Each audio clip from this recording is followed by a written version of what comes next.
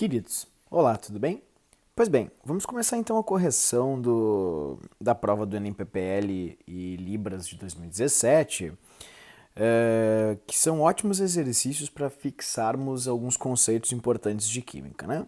Então vamos começar com a questão 18, onde paramos na aula anterior, que diz assim: plantas apresentam substâncias utilizadas para diversos fins. A morfina, por exemplo, extraída da flor da papoula, é utilizada como medicamento para aliviar dores intensas. Já a coniina é um dos componentes da cicuta, considerada a planta venenosa.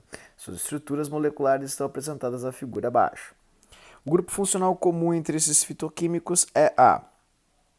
temos fenol aqui, éter e uma amina terciária. Aqui nós temos uma amina terciária e ponto. Então, as duas funções comuns entre as duas é a função amina. Questão bem fácil, letra E. Ótima questão para reforçar conceitos químicos. Próxima questão. Em algumas regiões brasileiras é comum que se encontre um animal com odor característico, zurrilho. Esse odor serve para a proteção desse animal afastando seus predadores. Um dos feromônios responsáveis por esse odor é a substância que apresenta isomeria trans. Isso é importante, clássica questão de isomerismo no Enem. E o grupo tiol, ligado à sua cadeia. Tiol, lembrando que é o grupo com enxofre, né? SH, é o tioálcool. Tudo bem? A estrutura desse feromônio que ajuda na proteção do zurrilho é A. Então, não pode ser a letra A porque não tem isomerismo geométrico. Caso você tenha alguma dúvida, eu sugiro que você tenha aberto aqui o nosso cardzinho sobre acerca de esse card que o professor colocou com isomerismo geométrico, tá? Essas são as regras para nós termos isomeria geométrica. Tem que ser desse jeito. Então você tem que ter uns carbonos amarrados, tá vendo? Esses são os carbonos amarrados, radicais diferentes em cada um dos carbonos amarrados, tudo bem? Então isso é bem importante, não dá para esquecer. E lembrando, obviamente, quando é um trans E e quando é um cis, que você pode perceber aqui nesse cartezinho, tá? Então vamos dar uma olhadinha ali. Não pode ser letra A porque os radicais aqui são iguais, então você já não vai ter esses trans. Na letra B, lembrando que a letra B está aqui, né, e o composto está aqui, você tem justamente um composto trans, tá vendo? Trans E, porque os radicais semelhantes estão na transversal. Lembrando que os hidrogênios podem ser usados como comparativo para semelhança. E aqui estão a metila e o carbono com o tiol, literalmente. Então é exatamente o que ele está te pedindo. Portanto, a resposta certa da questão já é aqui a letra B. Letra C está errado, porque é um cis. Letra D é praticamente igual à letra A, se você observar bem. A diferença é que tem um tio éter. E a letra E também, ela tem um tio éter, né, e não um tiol. Lembrando que tiol é um tio álcool e um tio éter é quando o enxofre está entre os carbonos fazendo as vezes do oxigênio. Resposta certa, questão bem acessível, letra B. Próxima questão. A figura apresenta a estrutura química do principal antiviral usado na pandemia de gripe de gripe A, H1N1, né? Que se diferenciou ou iniciou em 2009. Ele mostra ali então o oseltamivir, né, que é o princípio ativo do Tamiflu, e diz qual o número de enantiômeros possíveis para esse antiviral. Quando eles querem saber quantos enantiômeros são possíveis, eles estão perguntando para você um popular 2 na N, que é assim que você descobre quantos canhotos e quantos destros uma molécula pode gerar em função do número de carbonos quirais. Então isso é bem importante, não esqueça jamais, por favor. E por tal motivo, vamos lá, vamos dar uma olhadinha. Quantos carbonos quirais você tem? Veja que nessa questão eles foram bem legais, eles até numeraram para você os carbonos quirais. O carbono 5, 4 e o 3 são carbonos quirais. Portanto, você tem um total de 3 carbonos quirais. E se tem 3 carbonos quirais, você vai fazer 2 ao cubo vai ser igual a 8. Resposta certa, letra D, 8. Caso você se pergunte, mas e como é que eu vou saber quando é e quando não é um carbono quiral? Isso é importante. Você precisa dar uma olhadinha aqui nos cartões, né? O cartãozinho que o professor passou, sobre isomerismo ótico, onde você tem ali isomeria do carbono quiral. No carbono quiral de cadeia fechada, você tem que ter na cadeia fechada radicais diferentes ou áreas diferentes, né? Em cada parte da cadeia, como você está mostrando no desenho, e 2 radicais diferentes aqui na fora da cadeia carbônica, do ciclo. Ok? Pois bem, então mostrada a regrinha, ó, você tem esse aqui que tem isso e o hidrogênio, este aqui que tem isso e o hidrogênio, esse aqui que tem isso e o hidrogênio, então você tem 3 carbonos quirais. Resposta certa, bem fácil, letra D. Próxima questão. Mostra ali o nitrotolueno, que é um TNT, um poderoso explosivo obtido a partir da reação de nitração. Lembrando que a nitração é uma reação de substituição. Quando a gente está fazendo aqui reações com hidrocarbonetos, lembrando que substituições acontecem sempre em hidrocarbonetos do tipo alcanos e aromáticos. Ok? Alcanos e aromáticos reagem por substituição. Então, o que você tem ali? Um aromático vai ter uma substituição. A metila é um grupo ativador, vai orientar em orto e para, por isso que ele entra aqui. Se houver alguma dúvida, você pode dar uma olhadinha na aula de grupos orientadores, ativadores e desativadores.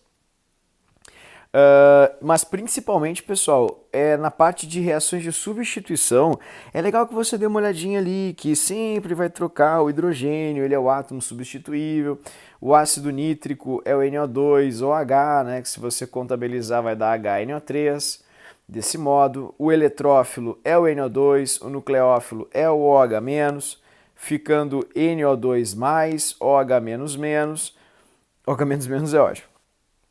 E o hidrogênio vai ser trocado aqui, por isso que é substituição eletrofílica, tá? Por isso que você vai ter então justamente o hidrogênio substituído pelo nitro.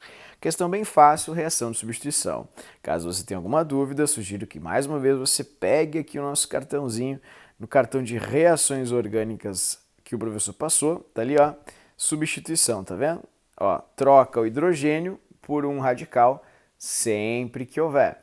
E lembre que os radicais eles podem variar, né? Agora, quando você tem em hidrocarbonetos aromáticos e alcanos reações, você sempre vai ter reações de substituição, tá? Então tá aí a nossa dica. E feita aí a observação, vamos dar uma olhadinha aqui então de forma simples na próxima questão.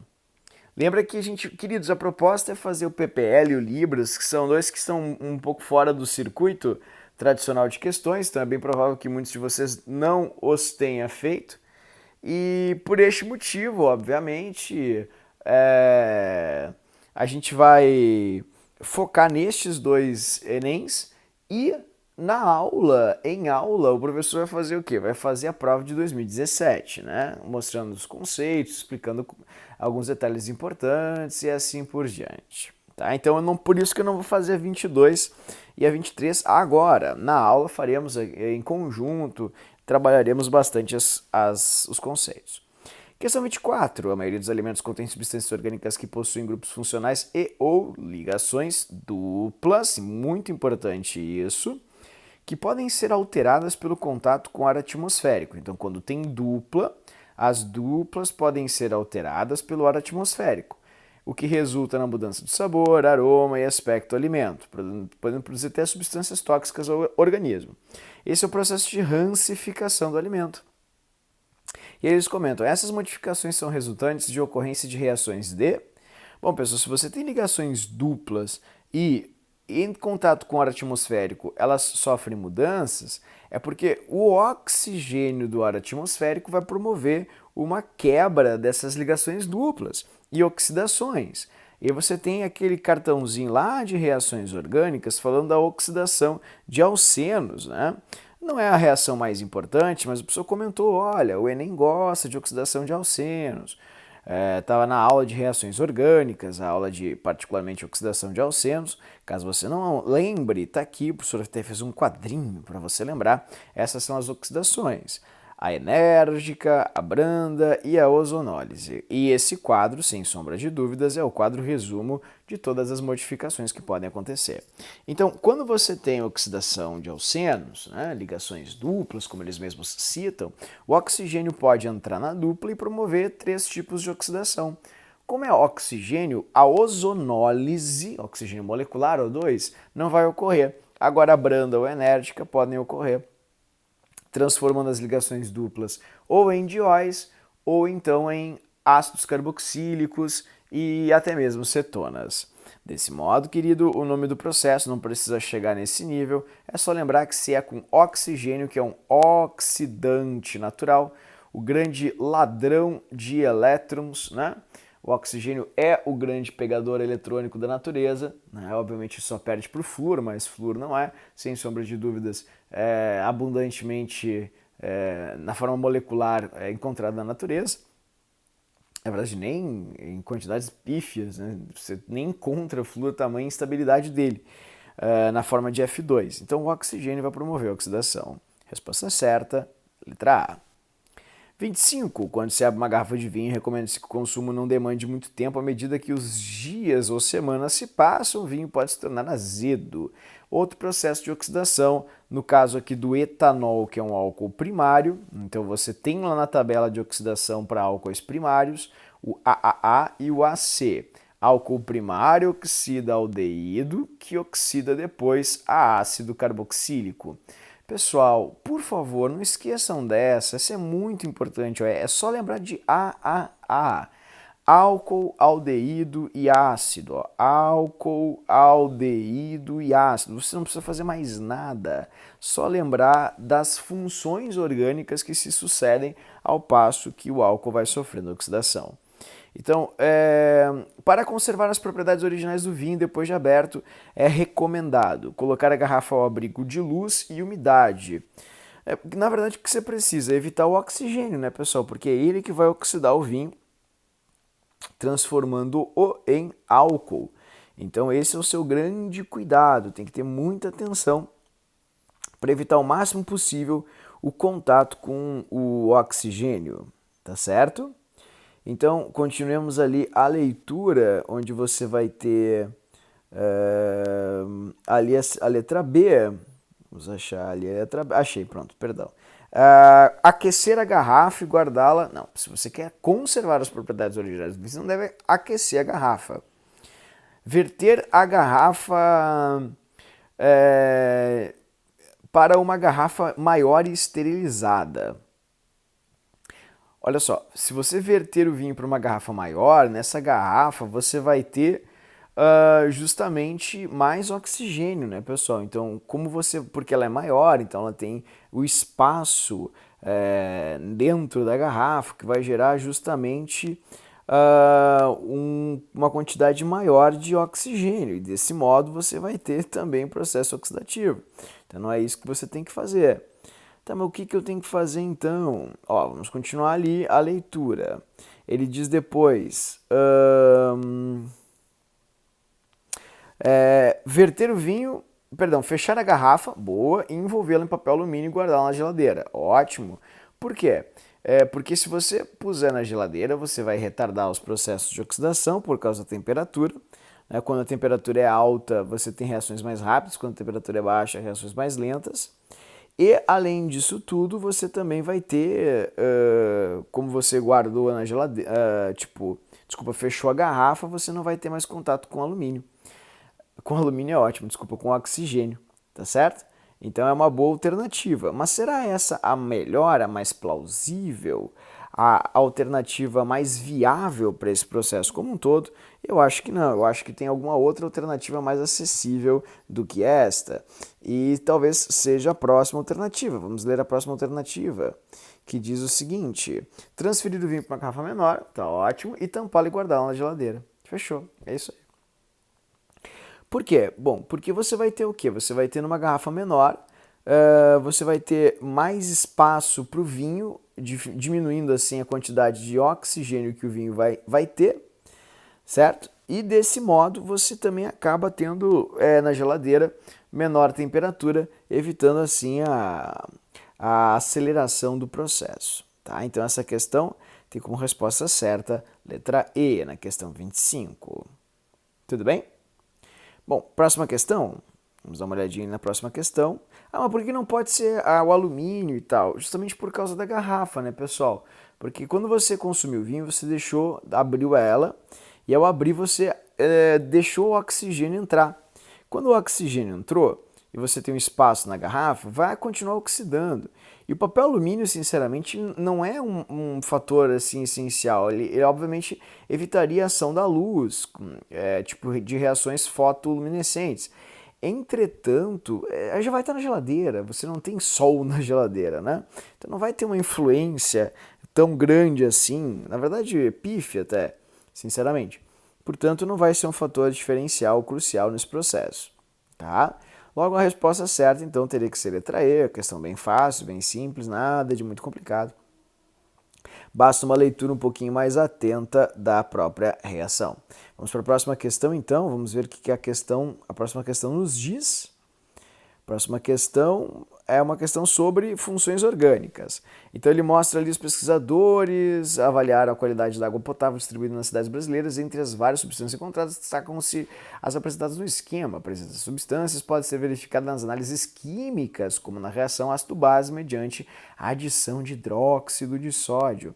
Veja, se ele está falando em adição de hidróxido de sódio, ele está falando, pessoal, que você tem uma substância, né, no caso, ácida.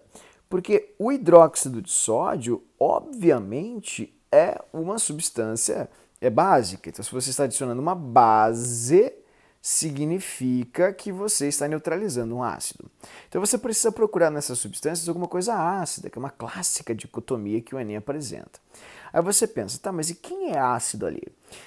Bom, ácidos na química orgânica são compostos fenólicos, que a gente chama até de ácidos fênicos, né? Fenol, que é aromático com OH, ou o próprio CO, de ácido carboxílico. Então basta você procurar nas alternativas algum fenol ou ácido carboxílico. E a única molécula que tem um radical de fenol é o triclosan. Portanto, resposta certa, triclosan. O hidróxido de sódio vai neutralizar o triclosan, porque ele é o único ácido. Ok? Então veja que é bem fácil, né? Parece ser complicado, mas é uma bobagem. Sempre coisas mais acessíveis. São sempre, desculpa, coisas mais acessíveis. 28. O hidrocarboneto representado pela estrutura química a seguir pode ser isolado a partir de folhas ou das flores de determinadas plantas. Além disso, sua função é relacionada, entre outros fatores, a seu perfil de insaturações. Perfil de insaturações. O que são insaturações? Ligações duplas, ligações triplas, então é isso que você quer. Considerando esse perfil especificamente, quantas ligações π a molécula contém? Olha que barbada! 1, 2, 3, 4. Lembrando que ligações π são as ligações posteriores às sigma. Entre dois átomos. E caso você tenha esquecido, eu vou repetir um mantra que muito foi falado nas aulas de química orgânica, que é: a primeira ligação entre dois átomos é sigma, as demais são π. Então, sempre que você faz uma ligação, ou dois átomos, perdão, realizam uma ligação, a primeira é do tipo sigma. Todas as demais serão ligações do tipo π. Tudo bem? Então, quando você tem ligação dupla, você tem uma ligação π. Quando você tem uma tripla, você tem duas ligações π. Porque a primeira ligação entre dois átomos é sigma e as demais são π. Número de ligações π, então, C, 4 ligações π. Questão muito fácil. Próxima questão. Essas daqui, então, a gente vai fazer em aula agora na nossa próxima aulinha. Vamos para 31. Os polímeros são materiais amplamente utilizados na sociedade moderna, entre alguns deles na fabricação de embalagens e filmes plásticos, por exemplo. Na figura estão relacionadas as estruturas de alguns monômeros, usados na produção de polímeros de adição comuns. Os polímeros de adição são os polímeros que têm ligação dupla, carbono-carbono, porque eles acabam se polimerizando por intermédio da quebra das ligações duplas. Então a regra é: quebra-se a π, formam-se sigmas. Portanto, polimerização de adição é a polimerização onde você tem ligações duplas que se quebram e formam ligações sigma em seus lugares. Caso você esteja esquecido, não esqueça que essa foi a nossa última aula de bioquímica e polímeros. Aqui o professor mostra para vocês os polímeros por adição e os polímeros, obviamente, de condensação. Veja, nos de adição você quebra a ligação π, como está representada ali, e forma a ligação sigma no lugar. Então, o que todos os polímeros de adição têm em comum? Todos os polímeros de adição em comum têm sempre a mesma coisa. Eles vão possuir, justamente, a ligação dupla entre os carbonos. Tudo bem? Deixa eu mostrar ali para você. Agora vai. Isso aí. Então, eles sempre possuirão ligação dupla entre os carbonos, os monômeros, se quebrando e formando seus polímeros respectivos. Então, aqui você vai observar, dentre os homopolímeros, o que são homopolímeros? São polímeros que apresentam o mesmo monômero. Formados a partir de monômeros da figura, aquele que apresenta solubilidade em água.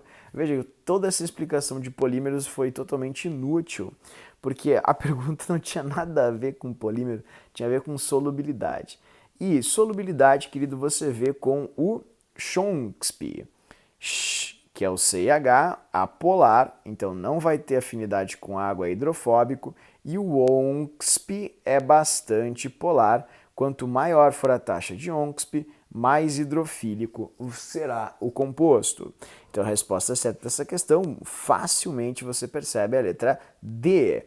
Porque na poliacrilonitrila, ou poliacrilamida, perdão, você tem a maior quantidade de radicais que interagem com a água. Você faz ligação de hidrogênio aqui, você tem o oxigênio, é a molécula que tem o maior número de ONXP.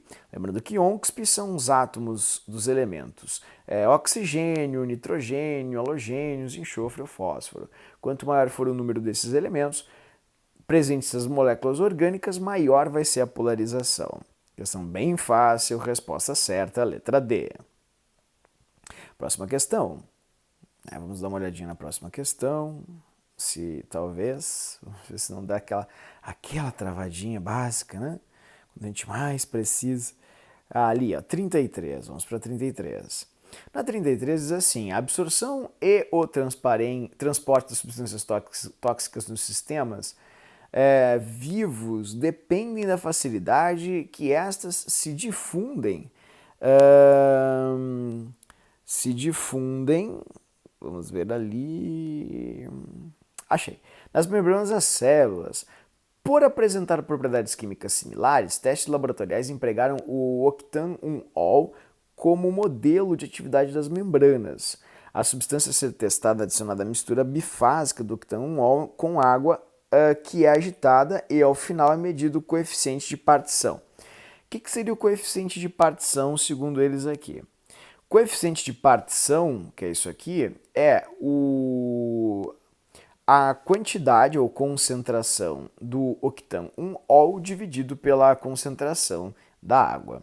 Então ele diz ali, isso é importante, vamos ver o que ele recomenda, qual é a característica assim, comum que ele quer aqui, né? Então tá, vamos lá. Então vamos continuar a leitura. Foram avaliados 5 poluentes de sistemas aquáticos: benzeno, butano, éter dietílico, flúor, butano e metanol. Tá? E ele pergunta: o poluente que apresentou o coeficiente de partição tendendo a 0 é o... Meu Deus do céu, não tem como fazer isso. Mas, querido, você não precisa nem entrar na química mais profunda para questionar o que é o coeficiente de partição. É muito fácil, ó. Lê de novo o que ele te deu ali em cima. A absorção e o transporte dependem da facilidade com que essas difundem através de membranas das células. Para que haja uma difusão, tem que haver interação. Por apresentar propriedades químicas similares, ou seja, semelhante dissolve semelhante. O octan-1-ol emprega um octan-1-ol como modelo de atividade nas membranas. A substância a ser testada é adicionada à mistura bifásica, né, de octan-1-ol com água, que é agitada, e ao final é medido o coeficiente de partição. Então você joga na água a substância, eles formam uma mistura bifásica, então eles não se solubilizam, o octan-1-ol fica em cima, a água fica embaixo, obviamente, né? E desse modo, pessoal, você tem o quê? Quando você tem um poluente muito solúvel em água, o que acontece? Você vai ter um coeficiente de partição tendendo justamente a 0. Né? Por quê? Bom, porque você vai ter pelas polaridades semelhantes, você vai ter uma grande afinidade entre essa substância e a água. né? E ele fala ali, ó, vamos ler de novo essa parte. Substância a ser testada é adicionada à mistura bifásica com água que é agitada e ao final é medido o coeficiente de partição. Ou seja, se a quantidade de água, veja, ela for água pura, isso é água pura, tá? Ó, concentração da substância na fase aquosa, ok? Se a concentração da substância na fase aquosa, não é de água aqui embaixo, né? Perdão, a concentração da substância na fase aquosa, for muito, muito alta, você vai ter sempre uma tendência grande ao zero. Né? Bah, mas que explicação horrível, não entendi mais nada. Querido, é uma divisão, tá? Então, ó, vou explicar de um jeito bem bobinho para você. Se é uma divisão, vamos lá. Se o número de cima ele é muito grande, é um número muito alto, vai dar um valor muito acima de 1. Agora, se o número de baixo ele começa a ficar muito elevado, vai tendendo cada vez mais ao zero. Pô, é só a gente brincar um pouquinho, né? 1 dividido por 2, 1 dividido por 3, 1 dividido por 4, 1 dividido por 5, e assim vai. Ó, você pode perceber que vai cada vez se aproximando mais do zero, que a gente chama de função cujo limite tende a zero, né, na matemática. Então você tem aqui uma função onde o limite tende a zero quando? Quando o número de baixo é muito alto. Tá, mas o que o número de baixo indica? Vamos ler com calma. O número de baixo, ele indica a concentração da substância na fase aquosa. Então, se a concentração da substância na fase aquosa for alta, esse número de baixo vai ser muito alto. E se ele for muito alto, na conta, no cálculo, vai dar um valor muito próximo de zero. Tá, mas e quando que a concentração da substância vai ser muito alta? Querido, quando ela for muito solúvel em água. Porque se ela for muito solúvel em água, ela se solubiliza muito em água. E basta você olhar ali qual das substâncias é a mais solúvel em água. E a mais solúvel em água, obviamente, é o álcool, é o metanol, porque faz ligações de hidrogênio. Então aqui o metanol vai se dissolver muito em água, aumentando demais a concentração da substância em água que eles chamam de Ca, tendo o maior denominador nessa continha de dividir. E se tem o maior denominador, vai ter o valor mais próximo de zero. Questão muito bonita mesmo, muito interessante. Resposta certa, letra D. Questão 35 do Libras. Alguns fenômenos observados no cotidiano estão relacionados com as mudanças ocorridas no estado físico da matéria. Por exemplo, no sistema constituído por água em um recipiente de barro, a água mantém-se fresca em dias quentes. Por quê? Bem fácil. Porque como o recipiente de barro é poroso, a água evapora, retirando energia do sistema.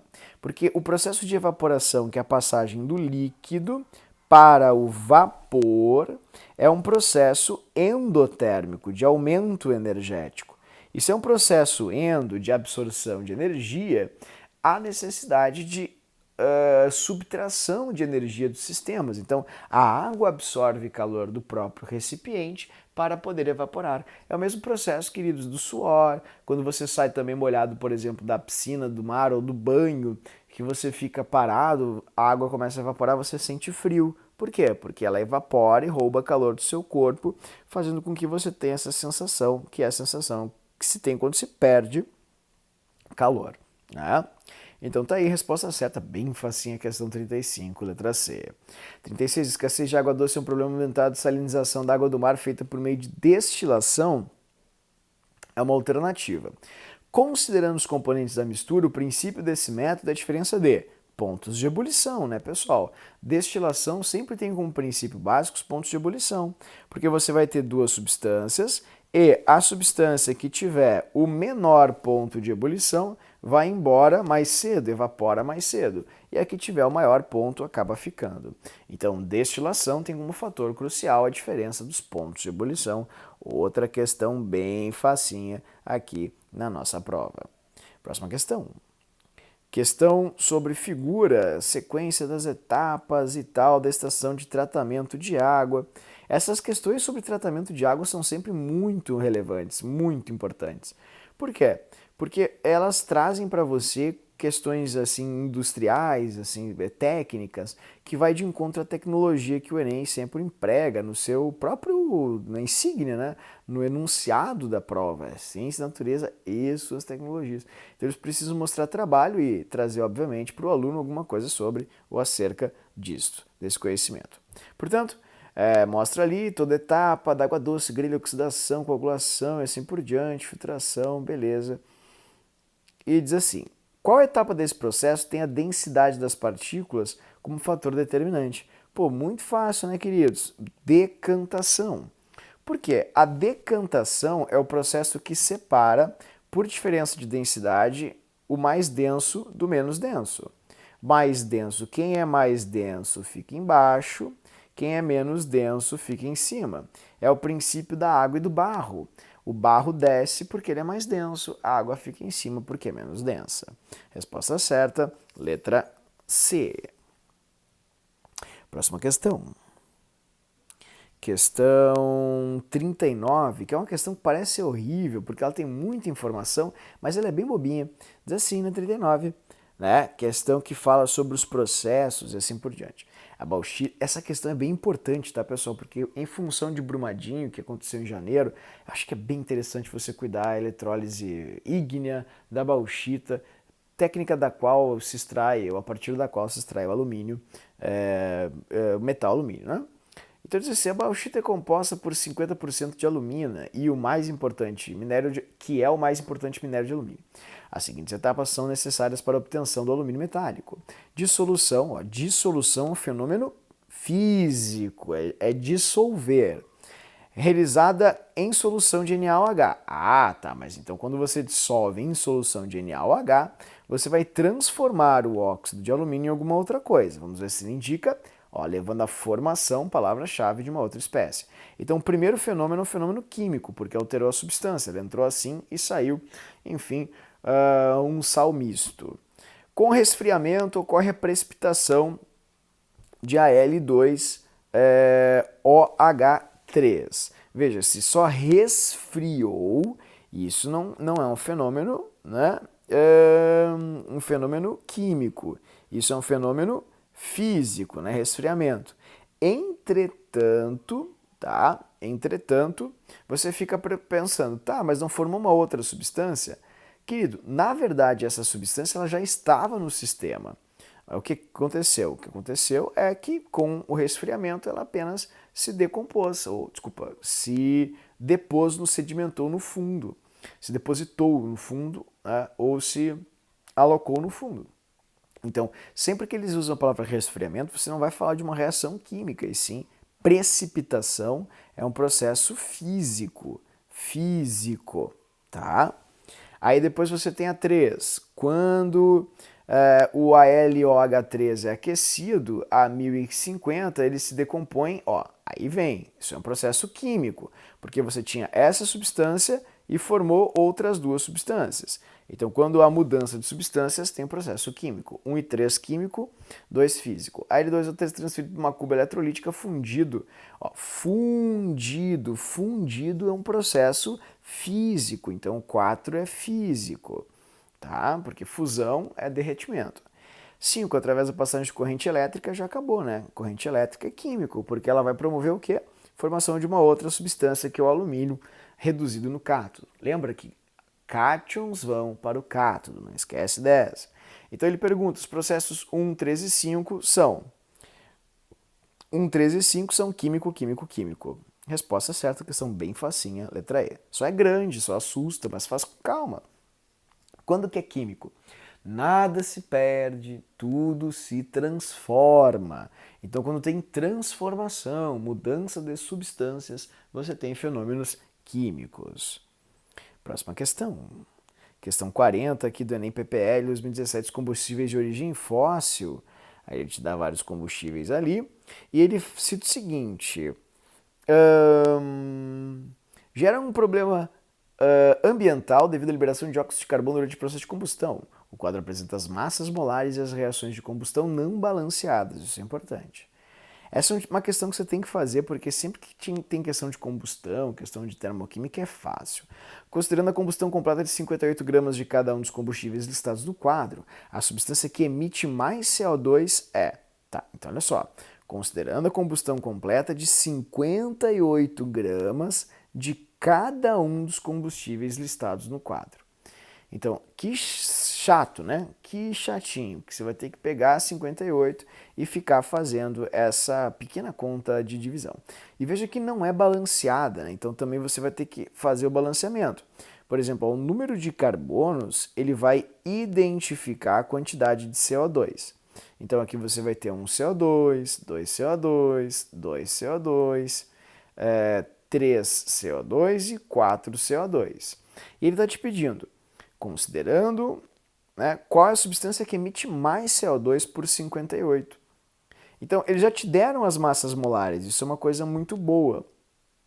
E aí a sua conta vai ter que ficar assim, ó. Eu vou pegar o butano, o último, ok? Você vai fazer assim, ó. 58 gramas de butano liberarão 4 mols de CO2. Então, 58 gramas de butano produzirão X. Ah, você é burro. Já escreveu, está repetindo, vai dar 4. Não é isso que eu quero mostrar, querido. Eu quero mostrar que o seu X vai ser igual a 58, que é a massa que eles te deram, tá vendo? Ó? 58, vezes o número de mols de CO2 dividido pela massa molar da substância. Assim. Entende? Então, como é que você vai fazer? Ó? Mesma coisa. Você vai pegar o 58, né, no primeiro. Como é que você vai fazer? Ó? Você vai fazer 58 vezes 1 dividido por 16. É isso que você vai fazer. Ah, eu não entendi. Viu como é importante ver a regrinha de 3? Ó, vou fazer com a primeira. Você não vai repetir isso toda vez, porque isso vai ser muito chato, vai te dar muito trabalho. Você vai fazer assim, ó, se 16 gramas de metano produzem 1 mol de gás carbônico, com 58 eu vou produzir X. Então, como é que é a sua continha para descobrir quanto de CO2 você vai produzir para cada 58 gramas de combustível? Vai ser 58 vezes 1 dividido por 16. Tá vendo? Então é só fazer 58 vezes o número de mols de CO2 dividido pela massa molar. Tipo, na segunda vai ser ó, 58 vezes 2 dividido por 16. Aí aqui embaixo você vai ter 58 vezes 2 dividido por... Ah, não é 16, perdão, é 26, né? Deixa eu colocar ali, ó, 26. Vezes 2 dividido por 26. Aqui na de baixo, 58 vezes 2 dividido por 30. Você já viu que se está dividindo por 30, já vai dar um número menor, né? Porque quanto maior for o divisor, menor é o seu resultado. E aqui vai ser 58 vezes 3 dividido por 44. Tá certo? E ali embaixo você vai ter 58 dividido por 58, que vai dar 1 vezes 4. Então, essas são as continhas que você vai ter que fazer. Tá? E o valor que vai ser o maior valor vai ser o do acetileno, né? Porque 58 vezes 2 vai dar 116. 116 dividido por 26, 100 por 20 dá 50. 16 por 26, 116 na verdade, né? Por 26 vai te dar ali 4 ponto alguma coisa, quase 5, né? Tipo, sei lá, 4,5 vou colocar aqui. Então vai ser o maior valor dentre todos os que você tem aqui, tá certo? É um valor bastante grande, tipo 58 para 16 não dá isso, dá menos, né? 58 dividido por 16 vai te dar 3, 13 alguma coisa, 13,6, tá, ó, 13,6. 58 vezes 2 dividido por 30 vai te dar 13,8, 13,8, então não pode ser. 58 vezes 13, por 44 é muita coisa, né? Vezes 3 dividido por 44 vai te dar 13,9. tá vendo? E aqui vai te dar 4. Mas o único que vai dar 4,5 é o da letra B, que é esse aqui, 4,5 aproximadamente. Então vai ser o seu maior valor, e sendo o seu maior valor, você tem ali a sua resposta certa.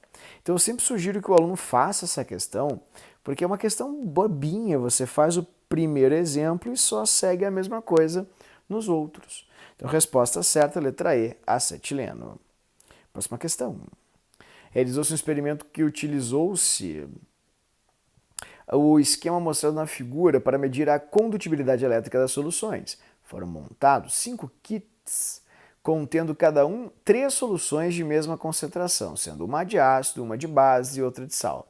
Os kits analisados pelos alunos foram, beleza.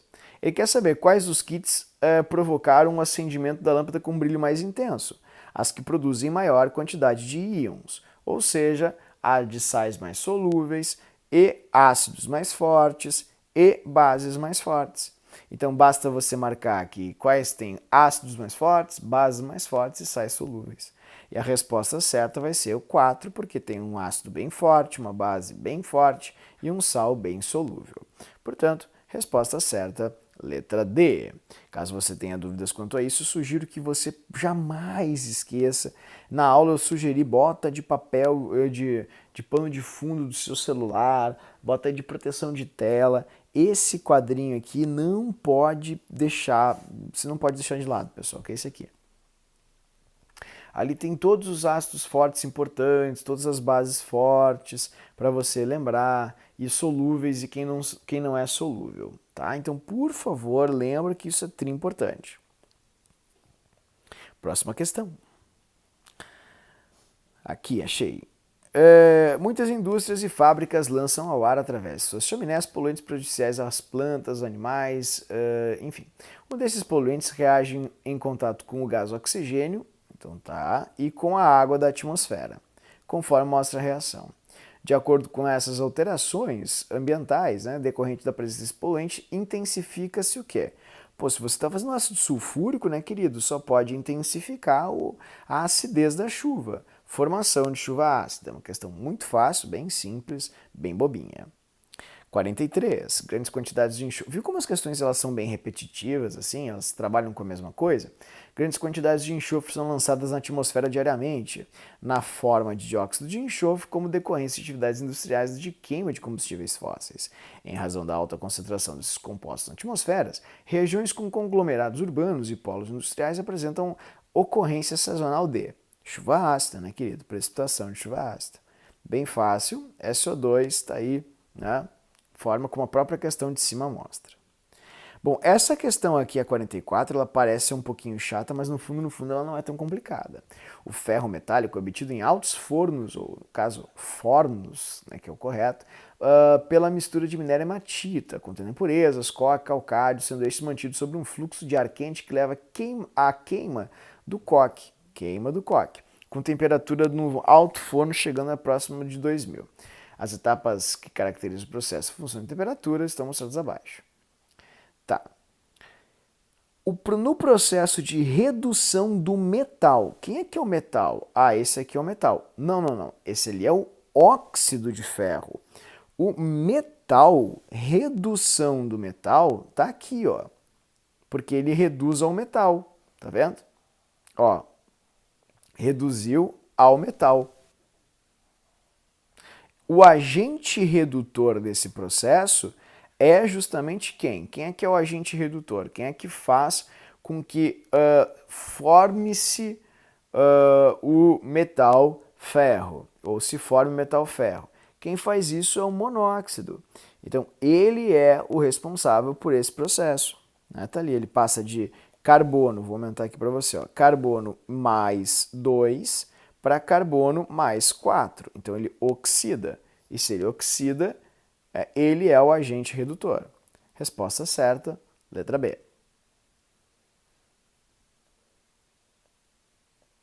Próxima questão. No Brasil, postos de combustíveis... Achei. No Brasil, postos de combustíveis comercializam gasolina com cerca de 22% de álcool anidro. Tá, beleza, então já marquei isso. Na queima de 1 litro desse combustível são liberados 2 kg de CO2. O plantio das árvores pode atenuar os efeitos dessa emissão. A quantidade de carbono fixada na árvore, deixa eu pintar aqui com a canetinha, fixada na árvore, corresponde a 50% da massa dela seca. Então, sem água, né? Então, se você tira a água, tipo, por exemplo, ela tem 100 quilos, 50%, tira a água, vamos supor que metade seja água, você sobra 50 quilos. 50% disso, 50 quilos, 25, é a biomassa seca e é carbono. E para cada 12 gramas de carbono, você tem 44 de CO2. No Brasil, o plantio de eucalipto é bem difundido, sendo que após 11 anos, essa árvore pode ter massa de 106 quilos, dos quais 29 são de água. Pronto, acabou a questão. Se você tem 106 quilos, que é o total, menos 29 quilos, o que você vai ter, querido? Você vai ter justamente a biomassa seca. 106 menos 29 vai te dar 77 quilos. Isso é 100%. 50% dessa biomassa seca é carbono. Então, se você dividir isso por 2, vai dar 38,5 quilos de carbono. Se você bem sabe que cada 12 gramas de carbono produzem 44 gramas de CO2, 38,5 quilos de carbono produzirão X. Isso vai te dar um X igual a 141,17 quilos de gás carbônico. Pronto, acabou a questão. Questão bem fácil, bem simples, né? Ah, mas não é essa a resposta. Ah, tá, mas então vamos ver a pergunta. Vamos ver a pergunta dessa questão. Uma única árvore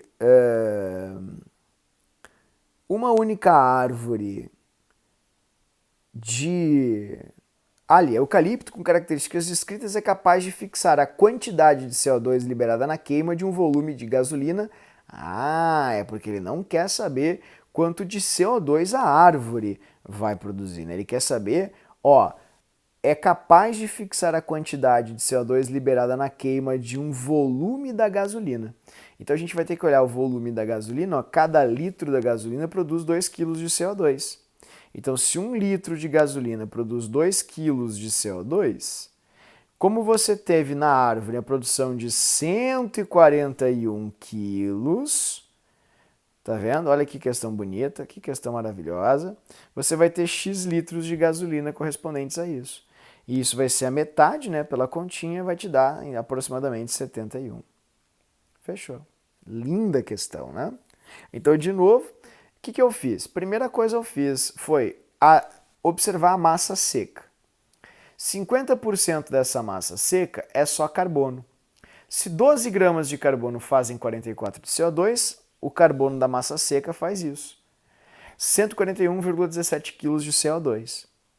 Então ele está perguntando quanto de gasolina tem que queimar para produzir essa mesma quantidade? Essa é a pergunta.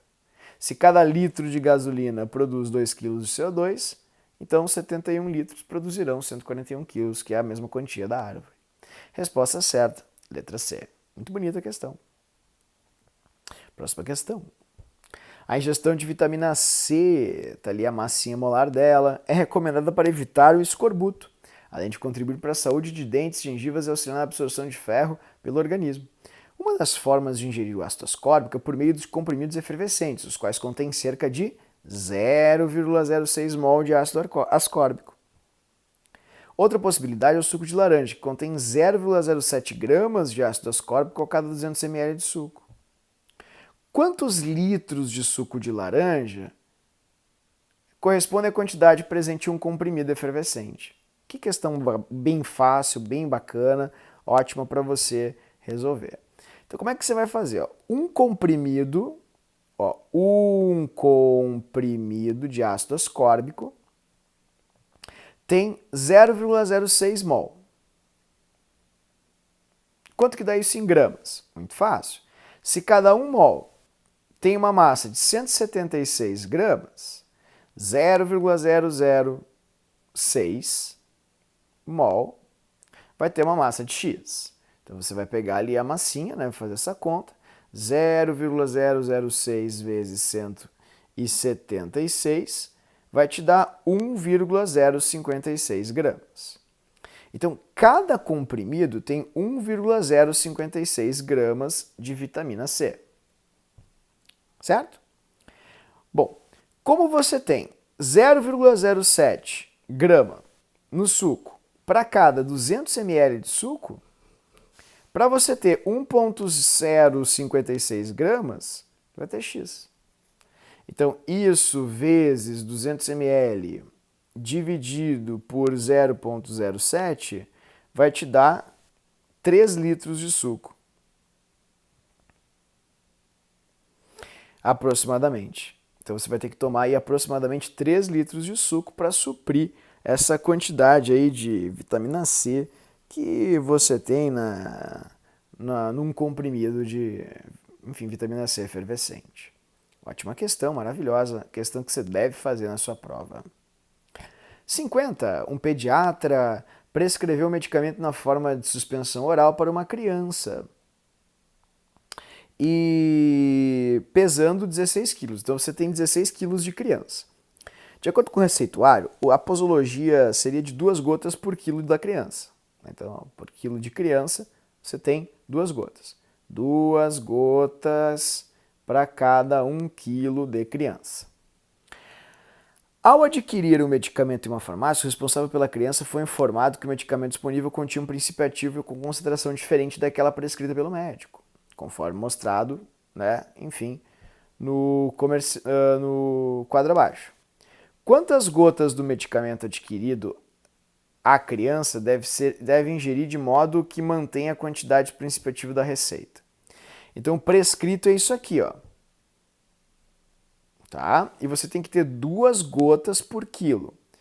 Então, se cada gota tem 5 miligramas, 2 gotas correspondem a 10 miligramas. Então, você vai ter 10 miligramas para cada 1 quilo de criança. Como a sua criança tem 16 quilos, X miligramas. Bem fácil, vai dar 160 miligramas. Então, você precisa de 160 miligramas. Se cada gota do comerciante, tá vendo? Cada uma gota tem 4 miligramas, ok? E você precisa de 160 miligramas, X gotas, prontinho. Bem fácil a questão.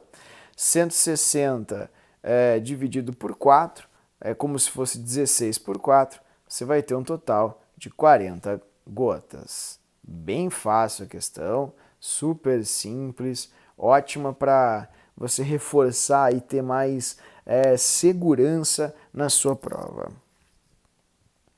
Próxima questão. Ou não. Agora foi. Ali. Alguns profissionais burlam a fiscalização quando adicionam quantidades controladas de solução aquosa de hidróxido de sódio a tambores de leite de validade vencida. Assim que o teor de acidez, em termos do ácido lático, concentra-se em faixa permitida pela legislação, o leite adulterado passa a ser comercializado. A reação entre o hidróxido de sódio e o ácido lático pode ser representada pela equação química abaixo. Em consequência dessa adulteração, o pH do leite vai ser.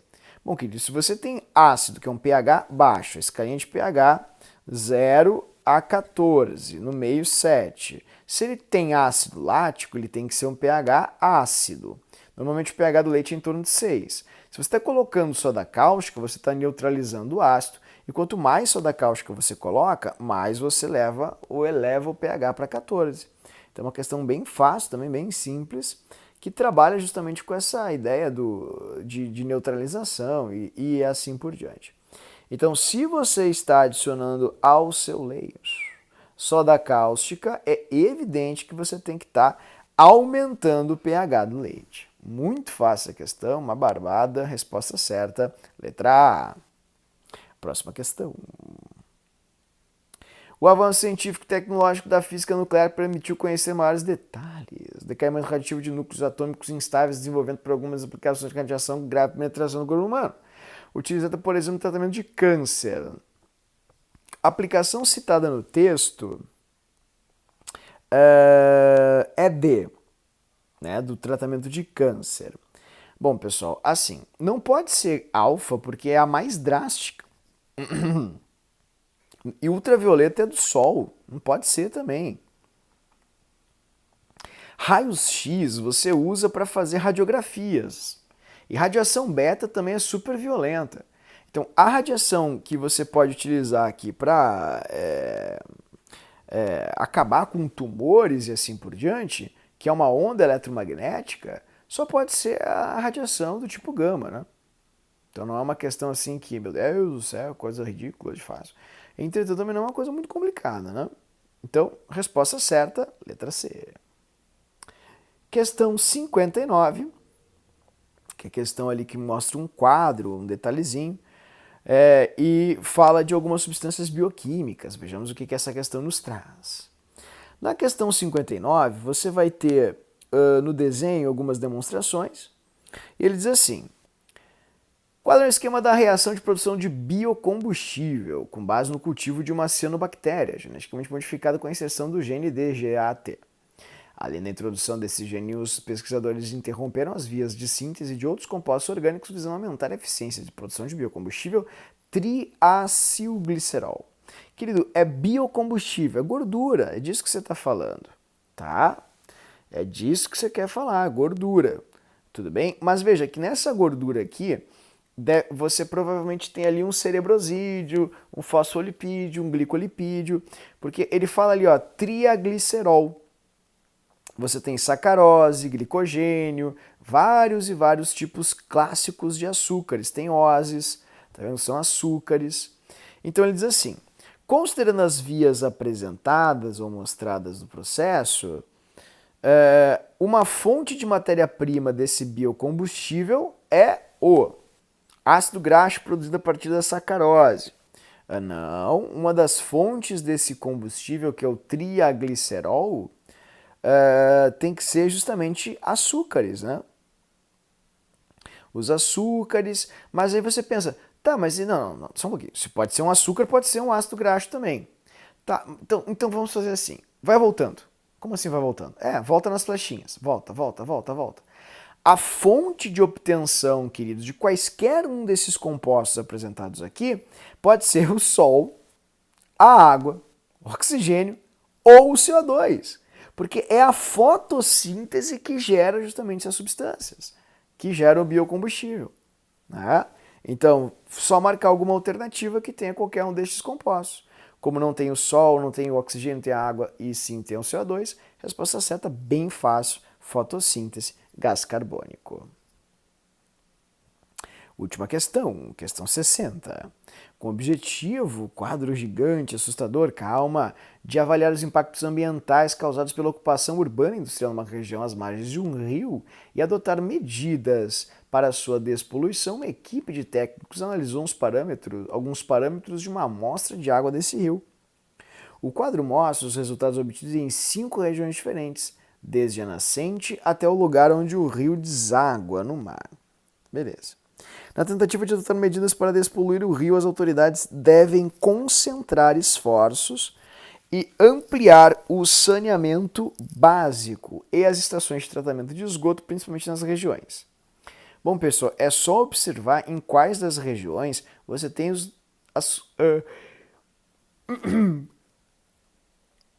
Desculpa, pessoal, queridos, idade, né? É só ver em qual deles você tem as condições mais drásticas, né? Então você vai ter, qual deles vai ter a maior DBO? Ó, por exemplo, a DBO, você tem ali oxigênio dissolvido na água, 0 nessas duas regiões. Então, obviamente, as regiões 4 e 5 são as prioritárias.